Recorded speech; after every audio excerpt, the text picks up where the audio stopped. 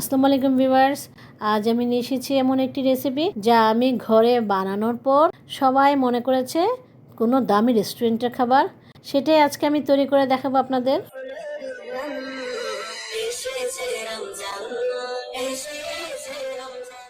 প্রথমে কড়াইতে তেল দিয়ে চিকেনের বেসগুলি দিয়ে দিলাম।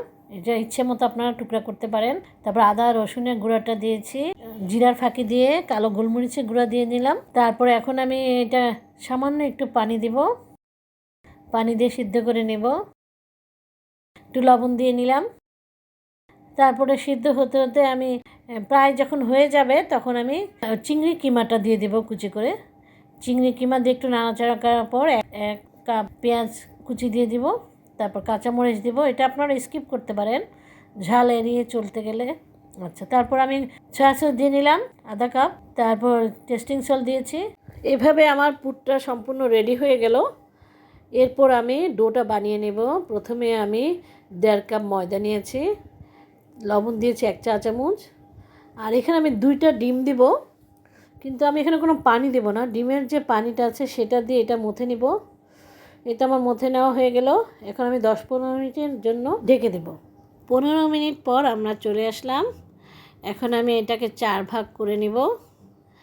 এক একটা ভাগকে আমি বড় আকারের রুটি বানিয়ে নেব। এখানে আমি আটা না দিয়ে কর্নফ্লাওয়ার দিচ্ছি।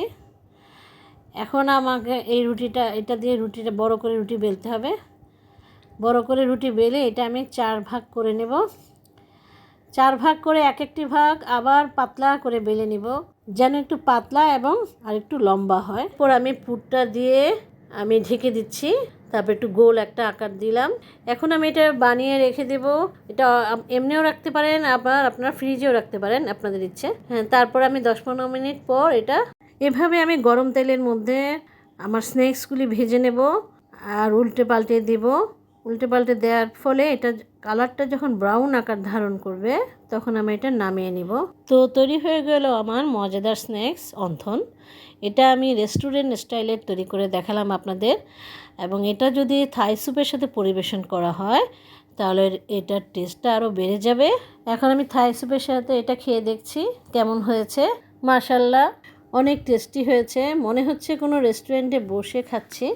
আর অন্থনটা বেশি মজা হয় যখন আমি এটা থাই স্যুপের সাথে পরিবেশন করব, আর সেজন্য আপনাদের অপেক্ষা করতে হবে আগামীকাল পর্যন্ত।